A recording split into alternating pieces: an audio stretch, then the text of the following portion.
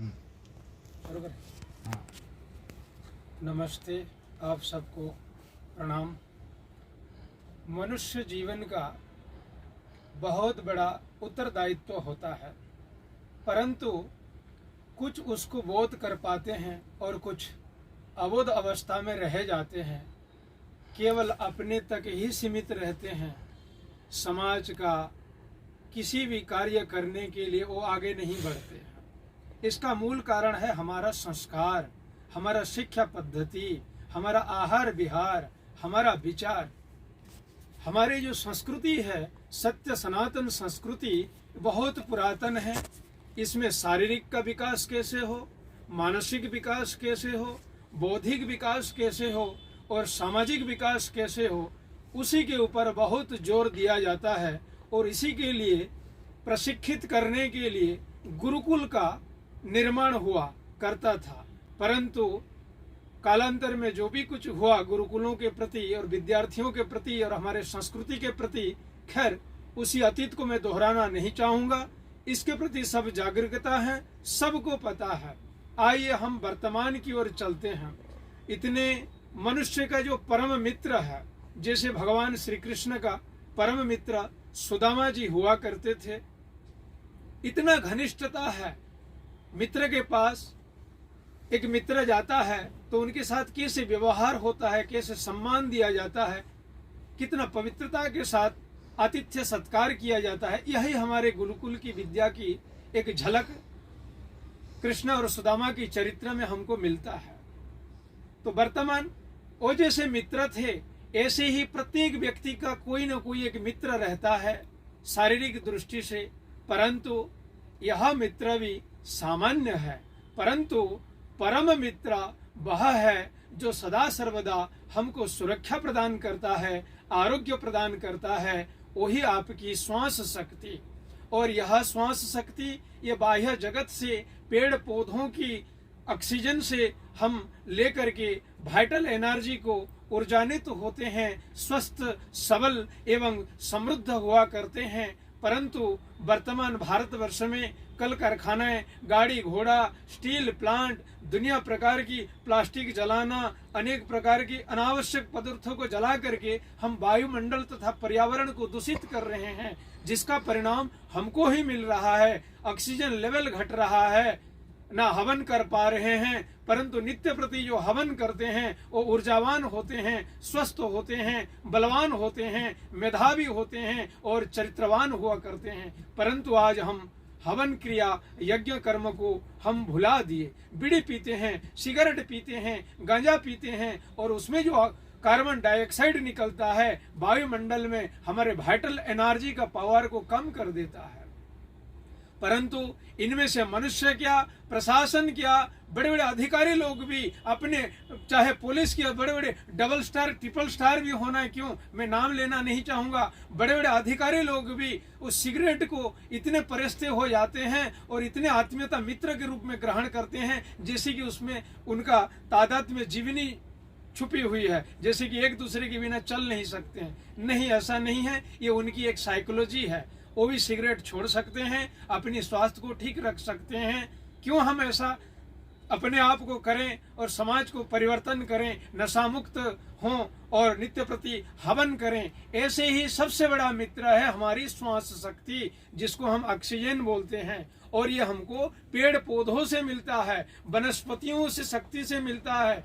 परंतु बाकी वनस्पति 12 घंटा ऑक्सीजन देते हैं और 12 घंटा कार्बन डाइऑक्साइड देते हैं, परंतु अश्वत्थ जिसको हम पीपल की वृक्षा कहते हैं, वो 24 घंटा निरंतर हमको ऑक्सीजन प्रदान करती रहती है और हमको वाइटल एनर्जी देती रहती है। इसीलिए सज्जनों, महानुभावों, क्यों ना हम एक आर्मी की तरह इस वसुधा, इस धरती माता को हरा भरा करके हम एक आर्मी की तरह रोज क्यों ना पौधा लगाएं, किसी भी औषधीय पौधा होना क्यों, गुणकारी पौधा होना क्यों, और हमको इस ग्रीन आर्मी अर्थात धरातल को हरा भरा करने के लिए अपने आप को एक आर्मी की तरह, एक फौज की तरह बलवान होकर के, सशक्तवान होकर के हमको पौधारोपण करना चाहिए। और जहां भी हो रहा है उसी में भाग लेकर के पुण्य अर्जन करना यह बुद्धिमानों का काम है।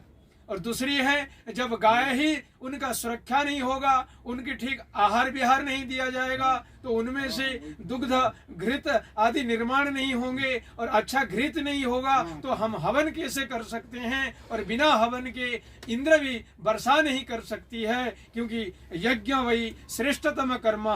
यज्ञ करते हैं वेदोक्त मंत्र के साथ, उसी यज्ञ में आहुति डालते हैं तो वो सूर्यलोक को चला जाता है, बादल बनती है और कालांतर में धरातल पे ही वर्षा के रूप में आती है। तो हमारा सस्य श्यामला अन्न अनाज होना क्यों, पुष्प फल वृक्ष होना क्यों, फलदार वृक्ष होना क्यों, वो तरताजा हो जाते हैं। तो इसीलिए सज्जनों, नित्य प्रति हवन करें। गौ में, वृक्ष में और सूर्य की शक्ति में, ये तीन हैं प्राणों की केंद्र भूमि। अगर हमको प्राणवान बनना है तो सूर्य की उपासना करना पड़ेगा, गौ माता की सेवा करना पड़ेगा और नित्य प्रति वेदोक्त मंत्र से यज्ञ हवन करेंगे या दीपदान करेंगे। अपने घर आंगन में होना क्यों, या अपने दफ्तरों में होना क्यों, अपने ऑफिस में होना क्यों, वहां की वायुमंडल में जो दूषित नेगेटिव एनर्जी हैं वो पॉजिटिविटी में बदल जाएगा, आपकी आयु बढ़ जाएगी, आपका थिंकिंग बदल जाएगा, आपका सोच बदल जाएगा। मनुष्य से आप देवता, ऋषि, आत्मा की, राज ऋषि, महर्षि की श्रेणी में आप गिने जाएंगे। इसीलिए सज्जनों, सबको आपको मेरा विनम्र अनुरोध है, आप नित्य प्रति हवन करें वेदोक्त मंत्र के साथ, जैसे कि ओम अयंत इद्म आत्मा जात वेदस्तेन ध्वस्य वर्धस्य चिद्य वर्धय चास्मान प्रजजा पशुभि ब्रह्म वर्चसे नानाधेन समेधय स्वाहा। ऐसे ही वेदोक्त मंत्र के द्वारा जब आहुति प्रदान करते हैं, वो मंत्र का शक्ति हमारे वाणी द्वारा वायुमंडल को तथा हमारे अंग प्रत्यंग में, स्नायु तंत्र में एक दिव्य ऊर्जा को प्रदान कर देता है, जिसके चलते व्यक्ति, अतीत को आप सुने होंगे, आज भी ऐसे व्यक्ति हैं 100 से तदुर्ध आयु को भोग करते हैं, अर्थात आनंद लेते हैं, जीवन जापन करते हैं 100 से तदुर्ध।